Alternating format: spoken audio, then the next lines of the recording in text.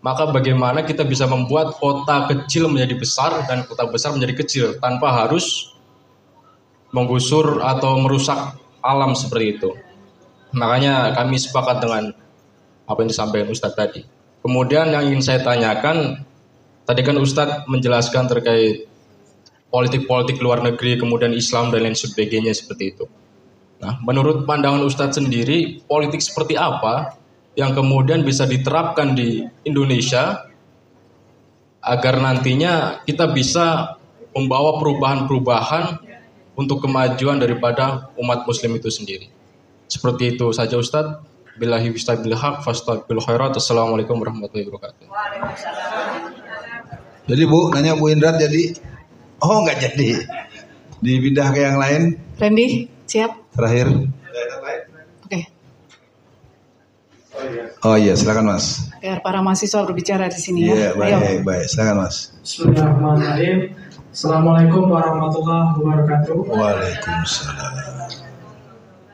Ustadz yang saya hormati dan Bu Kendi yang mengajak kami ke sini.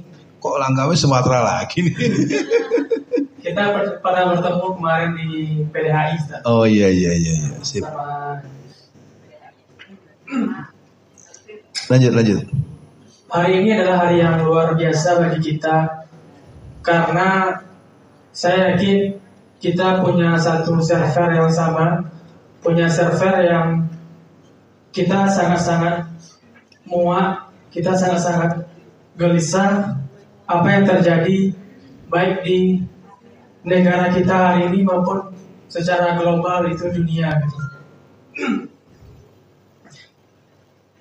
Hari ini sebetulnya tidak hal yang baru, hal yang serupa seperti ini sudah pernah terjadi juga dahulunya, bahwa memang kejadian di Palestina hari ini adalah untuk membangunkan umat Islam, untuk membangunkan kita semua hari ini, menyatukan gerakan kita harus menumpas yang namanya kezaliman itu sendiri.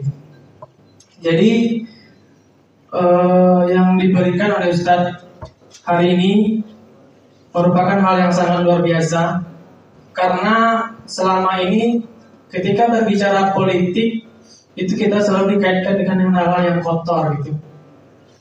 Sebenarnya politik itu sendiri adalah sebuah media, sebuah yang sangat pekerjaan mulia. Saya teringat sebuah pernyataan Muhammad Nasir, kalau Islam beribadah dibiarkan, Islam berekonomi diawasi, kalau Islam berpolitik akan dicabut sampai ke akar-akarnya. Nah, itu yang kita hadapi hari ini. Kemudian saya ingin sampaikan, setelah dari PPI ini, kita ada lebih kurang hari ini sekitar lebih kurang 30 orang akan menjadi Ustadz Alfian Tanjung di tempat kita masing-masing. Karena apa? Sebuah perubahan besar itu tidak bisa satu kali saja, harus instan. Kita belajar ke PKS. PKS itu kenapa dia bisa semelejit itu besar hari ini? Peta politiknya itu, grafik itu naik terus. Dia punya sebuah kecenderungan proses yang istiqomah terus menerus. Jadi di PKS itu kan ada satu kali seminggu itu ada agenda pekanan. Nah, di sanalah dibahas, di sanalah dikuatkan rohani kita, di sanalah kita diberikan pendidikan politik yang membuat kita terus istiqomah. Jadi sekali lagi 2024 ini adalah momentum kita umat Islam hari ini untuk menunjukkan siapa kita, untuk menunjukkan bagaimana kita harus bersikap. Sebenarnya Palestina hari ini menunggu kita di Nusantara ini, Bapak Ibu. Kalau kita punya presiden yang jelas keberpihakannya untuk Islam, pasti presiden akan mengutus tentara-tentara untuk membantu memenangkan Palestina gitu. Tetapi sampai hari ini presiden kita yang agamanya Islam tetapi sikapnya tidak Islam. Kalau dia Islam hari ini, dia utus tentara kita begitu banyak hari ini untuk membantu Palestina gitu. Jadi sekali lagi, betul kata Ustadz Alfian tadi, sekecil-kecil yang perlu kita mulai hari ini adalah diri kita sendiri. Integritas seseorang itu terlihat dari ibadahnya. Jadi kalau kita hari ini ingin memperjuangkan umat, selamatkan dulu diri kita.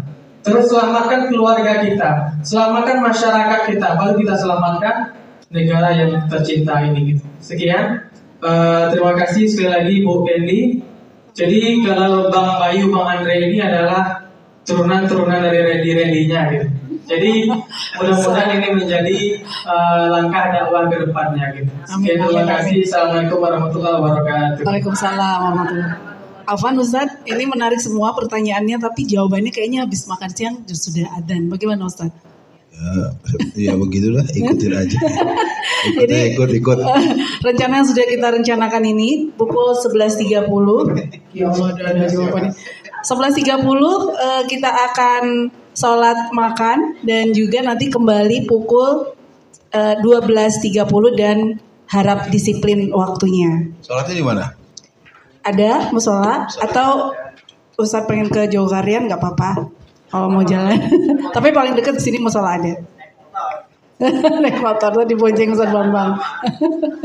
Iya, begitu. Saya tutup dulu sementara. Mohon maaf, penasaran pertanyaan dan responnya nanti direspon sama Ustadz Alfian Tanjung setelah sholat, malah makin dahsyat insya Allah ya. Ya baik, terima kasih Candy menutup acara sementara ini dan jaga kedisiplinannya dan juga semuanya dijagalah supaya kita di sini terkondisi. Terutama handphone yang mungkin jangan tergoda untuk mengambil kalau tidak perlu ya. Baik, wassalamualaikum warahmatullahi wabarakatuh. Sebentar lagi dieksekusi. Kita di pembahasan atau ada yang belum tersampai Bu Kenny? Udah kan? Bener kan? Iya. Nanti buat penanya, saya mudah-mudahan bisa benar-benar memperhatikan ditaruh di sebelah mana pertanyaannya. Merancang kemenangan umat Islam. Kita selalu kalah. Kita selalu salah. Salah cara, salah niat, salah langkah. Kalah betulan, dikalahkan. Atau kita memang telah merancang kekalahan. Ya. Nah wilayah-wilayah ini harus direnungkan buat kita. Maka pertanyaan pertama sebelum kita memulai. Kenapa untuk urusan politik dari awal kemerdekaan sampai hari ini umat Islam betul-betul seperti tidak mempunyai kemampuan membuat rumusan dan membuat trik atau membuat resep yang manjur. Nah, untuk ini kita mintakan ketua kelas kita dulu berpendapat. Ya, Buddha Bayu atau Mas Bayu. Kenapa ya? Kok untuk bidang politik kita selalu kalah gitu. Di mana nyangkutnya nih? Silakan. Ya coba dulu lah, nggak apa-apa. Memang agak susah pertanyaan ini.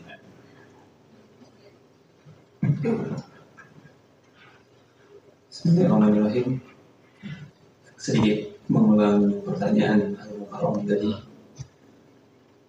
Kira-kira kalahnya kita itu di mana? Kenapa politik Islam itu seolah-olah menjadi sesuatu yang ada yang bilang nggak mau tahu, tabu untuk dibicarakan dan semacamnya. Sependek pengalaman dan sedikit literasi yang kami baca, yang pertama, kita semua sepakat bahwa buta yang paling menyedihkan itu bukan buta mata, tapi buta yang paling menyedihkan itu adalah buta politik. Jadi kalau seseorang udah buta politik, ya berarti dia buta yang betul-betul gak tahu mau dioperasi ke rumah sakit mana, itu gak tahu. Dan yang paling menyedihkan adalah ketika pasien buta politik ini adalah saudara seiman kita. Kalau orang Minang ini mungkin tadi ada poin yang ingin kami sampaikan. Dulu waktu kita kecil-kecil itu Bapak Ibu, ukuran laki-laki pemberani itu sederhana banget. Misalnya saya dekat Bang Andre di sana sekarang. Ukuran saya pemberani itu saya berani pegang telinganya Bang Andre. Lu berani nggak orangnya? Berani dong. Coba sentuh telinganya Andre. Kalau saya berani sentuh telinga berarti saya jagoan. Dan itu selesainya tuh bertengkar antara saya dan Andre. dipegangnya telinga kita dulu waktu kecil tuh harga diri banget. Sekarang ada umat muslim yang udah 10 tahun dibohongi, nggak cuma dipegang telinganya, kok masih, lanjutkan kalimatnya, kok masih mau begitu kan. Jadi artinya pasien-pasien buta politik itu tadi adalah kebanyakan umat-umat muslim yang itu tadi, kita senang, nggak salah, kita senang dengan bahasan-bahasan yang sifatnya itu fadilah amal. Fadilah amal itu kayak gini misalnya, Bapak Ibu, subuh berjamaah itu ibadahnya, sholat subuh berjamaah itu setara dengan sholat malam penuh dari isya sampai subuh. Bapak Ibu, bersedekah itu akan memberikan 5 kemudahan nanti di akhirat misalnya. Bapak Ibu, orang yang berpuasa Senin Kamis itu begini-begini. Nah, salah satu yang disayangkan itu tadi adalah bahwa umat muslim itu membicarakan politik enggan membicarakan politik, bahkan pembicara yang punya power seperti yang Ustaz sampaikan untuk bicara politik pun gak mau. Justru seharusnya kayak kita punya masjid, seharusnya kita punya power. Indonesia punya 1 juta masjid, terakhir itu data dari statistik ada 900 berapa ribu masjid. Makanya Indonesia itu disebut sebagai negeri 1 juta masjid. Tapi dari yang 1 juta masjid itu, yang berani ngomongin politik itu bisa dihitung. Makanya pengurus masjid pun masih kena riba, pengurus masjid pun masih kredit. Ya mungkin kredit sekarang udah akad yang bisa menghalalkan atau bagaimana. Tapi itu tadi, pada intinya adalah bahwa umat Islam itu tertinggal di dalam berpolitik karena dia sendiri yang memilih. Kita sendiri yang enggan, sehingga kita menjadi pasien-pasien buta politik. Mungkin itu saja Ustaz. Lebih kurang terima kasih. Kalau Anda suka mendengar saya, ini tradisi orang Minang tuh. Adonan tasure, adonan tasire, adonan tasurwa. Jadi apa yang dikatakan, apa yang dimaksudkan, dan apa yang disembunyikan. Sebetulnya itu maka sebenarnya tidak bisa dihindari memang dalam membangun negara ini ada 3 titik kekuatan yang harus dijaga. Kekuatan Jawa, kekuatan Sumatera terutama Barat untuk urusan politik ya, dan kekuatan Sulawesi Selatan. Jadi tiga titik besar ini jangan sampai tidak dikoneksikan. Ya, karena ini akan menjadi kekuatan yang membuat Nusantara kita kuat.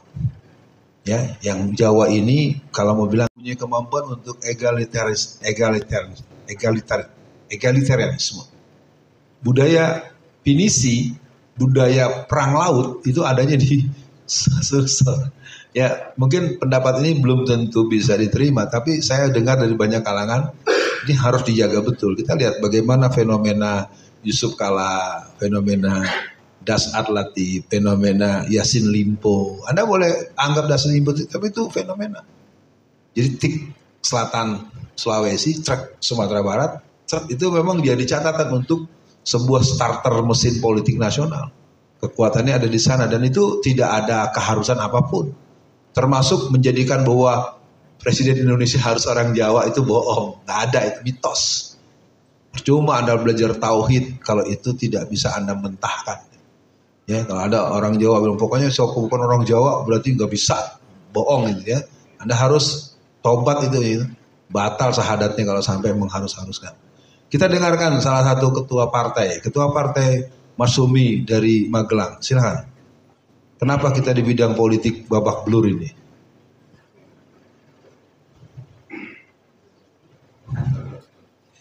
Assalamualaikum warahmatullahi wabarakatuh. Waalaikumsalam. Langsung saja, kita ini kan beragama Islam. Sementara Islam dia akan kuat ketika di depan kekuasaan. Itu saja pesan dari kami Ustaz yang bisa saya sampaikan. Singkat saja. Dalam ya Bu ya, yuk jangan lama-lama ya. Paling lama 3 menit. Assalamualaikum warahmatullahi wabarakatuh. Waalaikumsalam. Saya langsung aja menambah apa yang kurang dari Mas Bayu dan Pak Budi. Kenapa politik Islam kita masalah kalah? Karena menurut saya kurangnya persatuan di dalam kita umat Islam, kurang persatuan. Kalau bersatu pasti kita menang. Kedua, partai Islam tidak bersatu juga, pecah belah banyak gitu. Lalu tentang kurangnya sosialisasi tentang politik kepada masyarakat.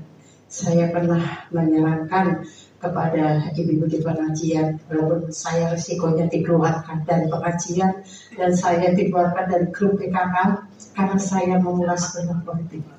Pada politik saya itu netral. Saya tidak apa-apa dibenci, asal saya tidak dibenci Allah. Allah Akbar. Jadi beban saya berat di masyarakat, lingkungan saya merah. ARW-nya juga merah, RT-nya kata merah semua.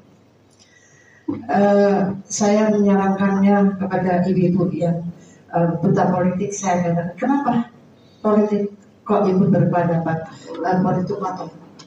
Salah, ibu salah pikirnya, salah berpikirnya. Politik itu kotor, bunda. Kalau yang memegang politikusnya itu busuk, dia tidak amanah, dia korup, dia nggak punya agama, punya beriman. Tapi politik itu akan bersih jika dipegang oleh politikus yang bersih dan beriman dan amanah. Jadi ibu nggak boleh takut. Itu biar umat Islam itu nggak boleh berpolitik kayak gitu kan. Gitu Pak Ustaz. Terima kasih. Assalamualaikum warahmatullahi wabarakatuh. Waalaikumsalam warahmatullahi wabarakatuh. Iya. Dan salah satu kenapa kita banyak bertemu dengan orang-orang yang buta politik, entah itu dia masih jadi pasien atau masuk di gawat darurat atau sudah penyakit akut gitu ya. Mohon maaf, saya di sini juga pertama menyalahkan diri saya sendiri. Kesalahan saya ini adalah tidak pernah menuliskan orang-orang yang akan saya bawa ke jalan yang benar dalam tanda kutip. Jadi apa yang kita tuliskan itu bisa menjadi doa. Maka sampai menunggu Ustadz balik lagi ke sini, saya mengajak rekan-rekan yang disayangi Allah untuk membuka bukunya, kemudian mencatatkan sekarang siapakah yang akan teman-teman bawa ke Forum Pendidikan Politik Islam PPI 2024 Nasional ke-7 di Semarang. Silakan menuliskan, mungkin ada 5 nama, namanya siapa dituliskan, kemudian 5 nama tersebut bawa ke dalam doa-doa sholat rekan-rekan semuanya. Sebutkan namanya. Kalau perlu nama BIN-nya, bapaknya siapa? Iya, ya tetesan darah siapa ini yang kita tulis. Saya kasih waktu kurang lebih 2 atau 3 menit. Silahkan pikir namanya siapa yang akan kita bawa. 1, siapa? Sama-sama saya juga akan menuliskan di sini. Kira-kira siapa yang akan kita persilahkan atau kita arahkan untuk kita bawa ke Forum Pendidikan Politik Islam ini. Tentunya mungkin yang utama adalah teman-teman yang mendekati Semarang. Kalau dicek ternyata tidak ada, ya daerah sini bisa. Insya Allah kalau dari Jogja saya beasiswakan untuk mahasiswa 2 orang. Ya, saya prioritaskan dari organisasi ya, orang-orang organisasi. Jangan teman nongkrong ya, belum nyampe karena masih tahap kafe gitu kan ya. Saya mau nulis juga nih. Untuk teman-teman yang mungkin tidak menerima pelanggan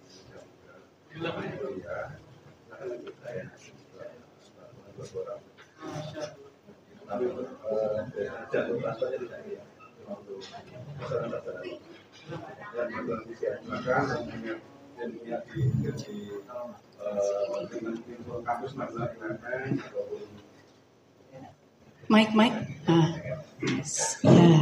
Saya ulang ya, jadi untuk menggenapi semangat Mbak Candy dan yang lain, untuk yang acara 7 di Semarang, Nanti rekan-rekan yang punya, khususnya Mas Bayu, Mas Randy, Mas Andre, juga Mas Haji, Mas Haji dari Pekalongan, silakan kalau teman-teman baik di U3 maupun di UMR, silakan nanti 2 orang kita bantu untuk beasiswa bersekolah di Semarang. Tapi untuk biasa ya, untuk transport sendiri ya.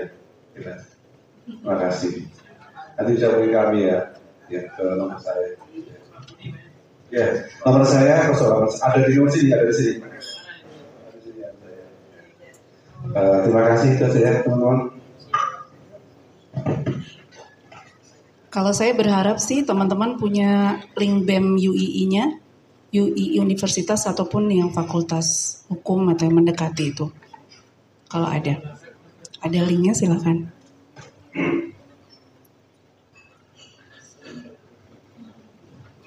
Udah lebih 1 menit ya.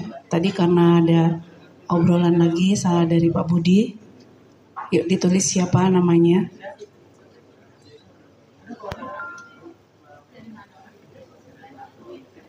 Dari Pekalongan, Mas dari Pekalongan, Mas Jati Pekalongan. Kajian, dari teman kajian ya, pada langsung dari kajian sebab tegal. Sama kalau saya juga kamu kata sari. Tegal. Iya, Ungaran. Semarang ya.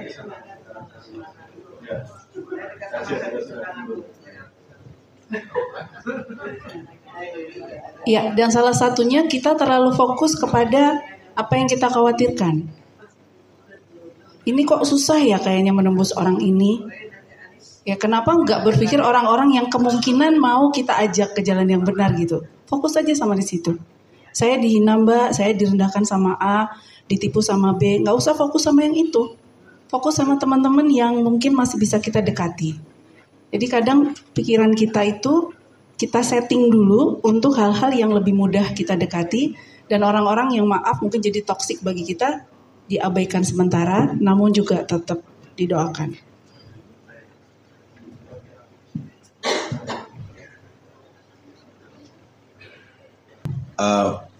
Seingat saya diajak kita untuk membawa Quran. Coba Qurannya kita keluarkan. Kalau yang tidak bawa Quran berarti bersama dengan teman sebelahnya. Ya. Karena kalau zaman saya ngajar dulu, ya saya di kampus tuh tidak mengajar agama Islam. Tapi mahasiswa saya wajib bawa Quran, nggak boleh pakai handphone. Iya.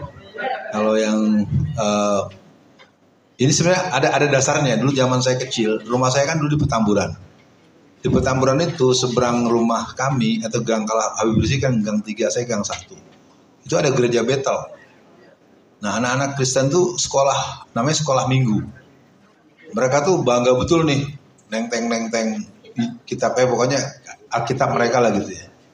Sepanjang ingatan saya sejak tahun 70-an, 80-an, remaja Islam tuh paling gak mau bawa Quran.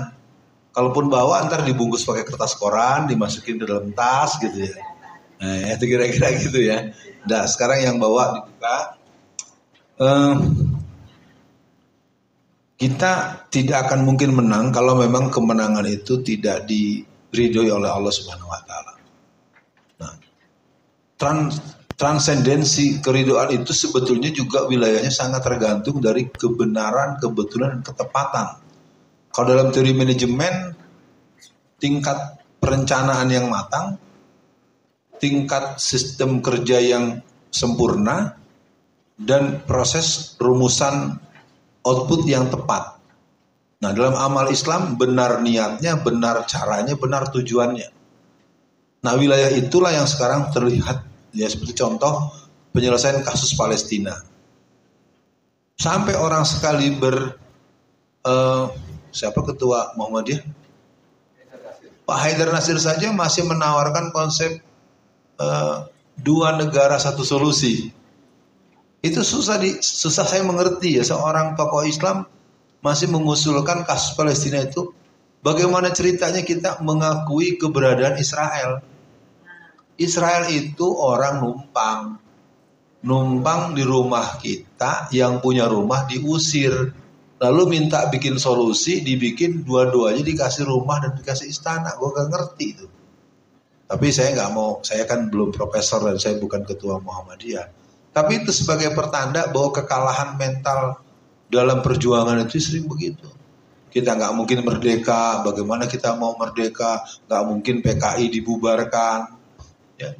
Dari dulu kata-kata tidak mungkin itu menjadi satu hal yang akhirnya menjadi alam bawah sadar.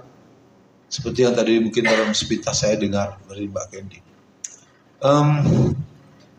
Mari kita buka surat 3 ayat 124 dan 125. Nama suratnya Ali Imran.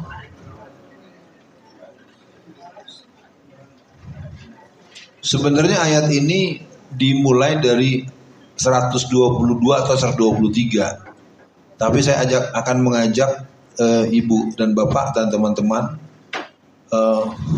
Saya ingin yang bacaannya standar baik bisa angkat bicara dan dikasih mic. Ayat berapa Ustaz? 124, 125. Saya orang awak saya lancar baca Quran. Bayu, Ustaz Bayu, padahal.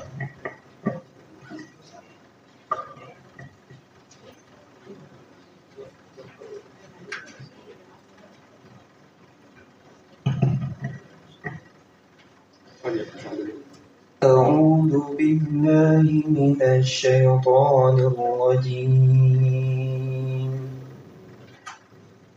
بسم الله الرحمن الرحيم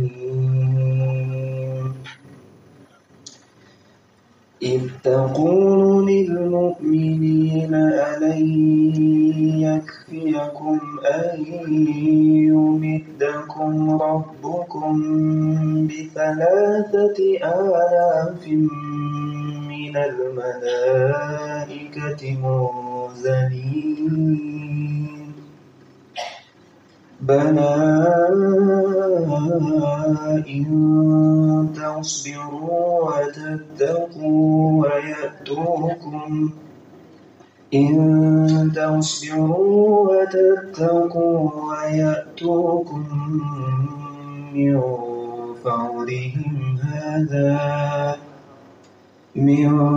فورهم هذا يمددكم ربكم ب5,000 من الملائكة مسومين. Ingatlah ketika engkau Muhammad mengatakan kepada orang-orang beriman, apakah tidak cukup bagimu bahwa Allah membantumu dengan 3.000 malaikat yang diturunkan dari langit? Ya, cukup. Jika kamu bersabar dan bertakwa kepada ketika mereka datang menyerangmu, dengan tiba-tiba niscaya Allah menolongmu dengan 5.000 malaikat yang memakai tanda. Yang kita baca barusan adalah firman Allah. Itulah bagian yang membuat pasukan Israel sering terkencing-kencing dan banyak yang pakai pampers. Nah, ketika kita melihat perang yang dibantu malaikat itu adalah perang di medan tempur seperti itu, sesungguhnya perang politik juga sama. Tahun 1958-59, masa-masa berat ketika satu hari pasukan dari Jakarta menyerbu Sumatera Barat. Sampailah di tempat berkediaman Bapak Muhammad Natsir. Ya. Sesungguhnya PRRI bukan pemberontakan, tapi koreksi konsepsional yang dipahami dengan kacamata permusuhan karena memang dibakar oleh PKI. PRRI merupakan sebuah konsepsi bagaimana negara diurus dengan tahapan dan sistematika, bukan hanya dengan pidato terus. Karena Soekarno kerjanya pidato melulu sama nambah bini. Ya, bini 12. Nah, itu diprotes. Saya tidak ingin membuat jadi kontroversi, paling tidak protes itu menimbulkan banyak kejadian. Di antaranya mereka membunuh, bahkan di tepi dekat rumah saya di tepi Danau Maninjau itu, menurut berita dan cerita nenek-nenek saya itu ada sekitar 500 sampai 1.000 tank baja itu di lingkar kampung itu aja. Segitu sampai ke kalau orang ngerti dari Bukit Tinggi turun ke bawah itu kan susah, sampai tank sampai ke situ. Ya. Apa yang ingin saya katakan? Yang ditawarkan PRR itu adalah konsep bagaimana negara itu diurus secara berjangka. Dalam suasana seperti itu, satu waktu tempat berdomisili atau beradanya Dr. Muhammad Nasir itu dalam posisi yang dikepung oleh tentara dari Jakarta, namanya tentara pusat. Suasana genting, semua orang sudah ketakutan, dan di saat itu beliau menyuruh seluruh yang ada membaca surat 41 ayat 30 sampai 35. Jadi ketika dalam keadaan dikepung seperti itu, innallazina qalu rabbuna Allah sumastaqamu tatanazzalu alaihimul malaika alla takhafu wa la tahzanu wa absiru bil jannati allati kuntum tu'adun nahnu awliya'ukum fil hayatid dunya wa fil akhirah wa lakum fiha ma tashtahi anfusuhum wa lakum fiha ma tad'un nuzulam min ghafurir rahim. Siapa yang udah ketemu dibacakan artinya? Surat 41 ayat 30 sampai 32 kalau nggak salah. Dikasih aja mic-nya. Yang terdekat aja, nggak usah buru, yang nggak usah jauh-jauh, yang duluan tak ambil. Lama sekali nyari ayat. Surat 41 ayat. Ya udah, yang udah mic-nya. Sesungguhnya orang-orang yang berkata Tuhan kami adalah Allah, kemudian mereka meneguhkan pendirian mereka, maka malaikat-malaikat akan turun kepada mereka dengan berkata, janganlah kamu merasa takut dan janganlah kamu bersedih hati, dan bergembiralah kamu dengan memperoleh surga yang telah dijanjikan kepadamu. Kamilah pelindung-pelindungmu dalam kehidupan dunia dan akhirat. Di dalamnya surga, kamu peroleh apa yang kamu inginkan dan memperoleh apa yang kamu minta. Ya, maha benar Allah dengan segala firman-Nya. Ya, cukup. Hari ini, kalau sedikit saya membuka catatan kecil, ini kita sudah memastikan atau bukan, sudah mengasumsikan acara kita ini tidak jadi. Ya. Saya dari dulu orang yang paling tidak bisa membayangkan sekali layar terkembang pantang surut ke belakang. Kalau kita sudah meniatkan sesuatu yang tidak ada unsur syar'i, yang tidak ada dasar ilat yang patut jadi rosok, lalu masih tidak jadi, mau taruh di mana muka kita di yaumul mahsyar nanti? Ya. Perjuangan memang tidak dalam konteks hasil yang kita peroleh, tapi Allah lihat lu segitu aja kagak jadi. Udah buntung kaki lo, gak punya tangan, gak punya mulut. Buat apa jadi penyiar radio Rama gak bisa ngajak orang? Ya, ternyata kan bisa.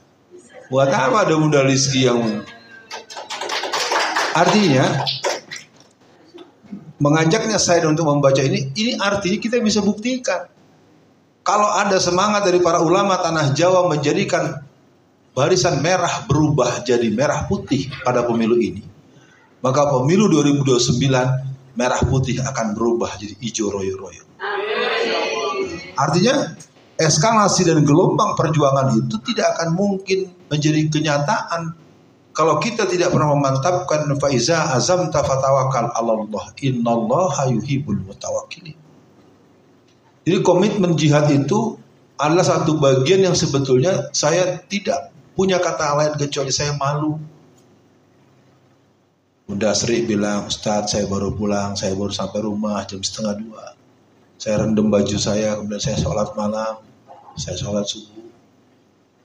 Bagaimana Mas Catur, Ustadz, ntar dulu Ustadz, saya lagi ada penumpang, ntar kita terusin. Saya ke Semarang, ada forum, tahu-tahu saya ketemu dengan Mas Doni. Mas Doni malam ketemu di rumah Bu Marfuah, pagi-pagi di Semarang ketemu sama saya. Itu anak, gimana urusannya tuh, ya.